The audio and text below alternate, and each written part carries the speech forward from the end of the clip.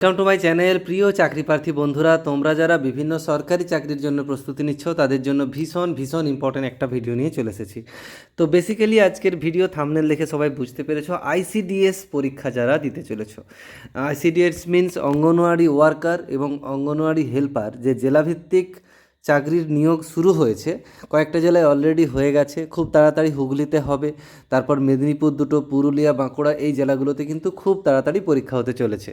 তো যারা পরীক্ষা দেবে অঙ্গনওয়াড়ি ওয়ার্কারের জন্য এবং অঙ্গনওয়াড়ি হেল্পারের জন্য, তাদের জন্য অলরেডি আমার চ্যানেলে কিছু ভিডিও রয়েছে। তোমাদের স্যালারি কেমন হয় বা যেই জেলাগুলোতে পরীক্ষা অলরেডি হয়ে গেছে, সেই জেলাগুলো যেমন বীরভূম হয়ে গেছে, মুর্শিদাবাদ হয়ে গেছে, এই জেলাগুলোর কোশ্চেন অ্যান্সার কিন্তু আমার চ্যানেলে করা রয়েছে। তোমরা দেখলে বুঝতে পারবে যে কেমন ধরনের প্রশ্ন তোমাদের আইসিডিএসের অর্থাৎ অঙ্গনওয়াড়ি ওয়ার্কার এবং অঙ্গনওয়াড়ি হেল্পারে কীরকম ধরনের প্রশ্ন আসে। তো ওই প্রশ্নগুলো দেখে একটা আইডিয়া আমি করলাম যে এই যে কোশ্চেনগুলো নিয়ে আজকে আলোচনা করব, বেসিক্যালি ভিটামিনের অভাবজনিত রোগ এবং ভিটামিনগুলোর উৎস কী, এই ধরনের প্রশ্ন কিন্তু পরীক্ষাতে একটা আসছেই। প্রত্যেকটা পরীক্ষাতে একটা না, একের বেশিবার কিন্তু একটা দুটো করে কোশ্চেন থাকবেই থাকবে।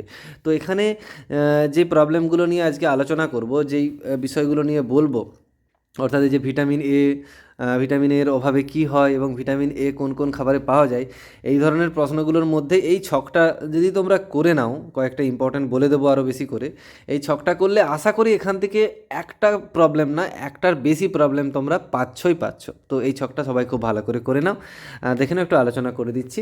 দেখো, ভিটামিন এ কোন খাবারে প্রথমে পাওয়া যায়? দেখো, যকৃতের তেল, ডিমের কুসুম, সবুজ শাকসবজি, আলু, মটর, গাজর, কলা, সয়াবিন, টমেটো, আম, এগুলোতে পাওয়া যায়।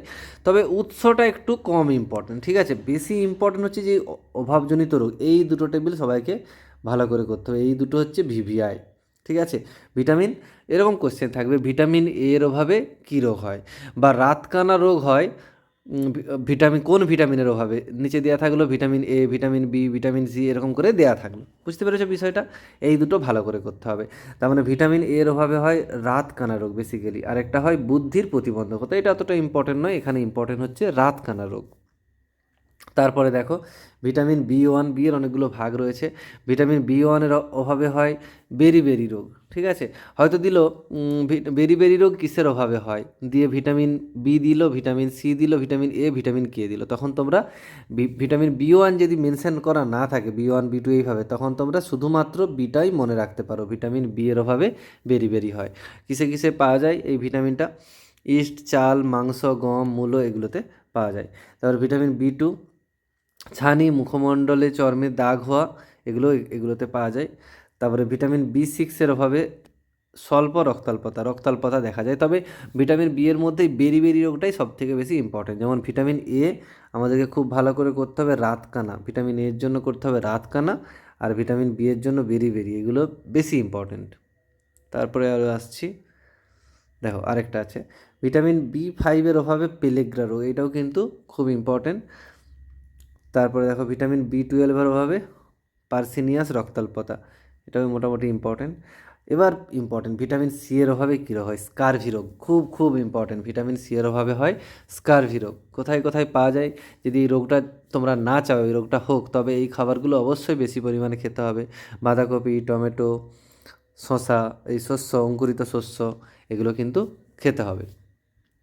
তারপর এখানে একটা অপশান নেই, যেমন ভিটামিন সি, পেয়ারা খেলে, পেয়ারাও খেতে পারো, সেক্ষেত্রেও কিন্তু পেয়ারাতেও ভিটামিন সি থাকে। তারপরে দেখো, ভিটামিন ডি এর অভাবে কী রোগ হয়? রিকেট বা অস্টিওম্যালেসিয়া, এই দুটো রোগ হয় মোটামুটি। ভিটামিন ডি কোথায় পাওয়া যায়? মাখন, ঘি, দুধ, মাছ, এগুলোতে ভিটামিন ডি পাওয়া যায়, ঠিক আছে? বা একদম সকালবেলার রৌদ্র যেটা হয়, সেখানেও ভিটামিন ডি কিন্তু সেটাতেও পাওয়া যায়। তারপরে দেখো ভিটামিন ই, এরপর ভিটামিন ই দেখতে পাচ্ছ, ভিটামিন ই এর অভাবে পেশির পক্ষাঘাত রোগ হয়, পেশির পক্ষাঘাত বা প্রজনন ক্ষমতা। এখানে ইম্পর্টেন্ট যেটা হচ্ছে যে ভিটামিন ই এর অভাবে যেটা ইম্পর্টেন্ট সেটা বলে দিই, প্রজনন ক্ষমতা লোপ, ঠিক আছে? কোন ভিটামিনের অভাবে প্রজনন ক্ষমতা লোপ? সেটা হচ্ছে যে ভিটামিন ই।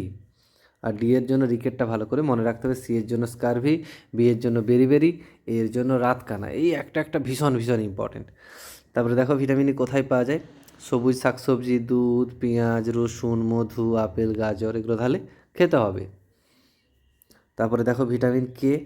ভিটামিন কে রক্ততঞ্চনে দীর্ঘ সময় লাগা। যদি রক্ততঞ্চন অর্থাৎ কোনো অংশ যদি আমাদের শরীরের কেটে যায়, সেটা যে রক্ত কিছুক্ষণ পরে পড়াটা বন্ধ হয়, জমাট বাঁধে, ওখানে একটা আস্তরণ তৈরি হয়, ওটাতে তাড়াতাড়ি হবে না। ভিটামিন কে এর অভাব থাকলে তাড়াতাড়ি হবে না, মানে ওটাকে রক্ততঞ্চন বলে। রক্ততঞ্চনে দীর্ঘ সময় লাগবে, অনেকক্ষণ রক্ত বেরোতেই থাকবে বেরোতেই থাকবে। কখন হয় যে যখন এই ধরনের খাবার কম খাও তোমরা, পাতা সম্পন্ন শাকসবজি, শাকসবজি ওই জন্য বেশি খেতে বলা হয়, ঠিক আছে। এরপর vitamin P. Vitamin P vitamin C এর কাজকে ত্বরান্বিত করে, লেবু জাতীয় ফলে থাকে, ঠিক আছে। মোটামুটি এগুলোই ছিল। তো পরবর্তী সময় আরও কিছু ভিডিও আসবে খুব তাড়াতাড়ি, যেগুলো কিন্তু এরকম টেবিল আকারেই কিছু কিছু জিনিস শর্টকাট করে তোমাদের বলে দেবো। সেগুলো রেডি করলেই কিন্তু তোমরা আইসিডিএসে কোশ্চেন অবশ্যই অবশ্যই পাবে।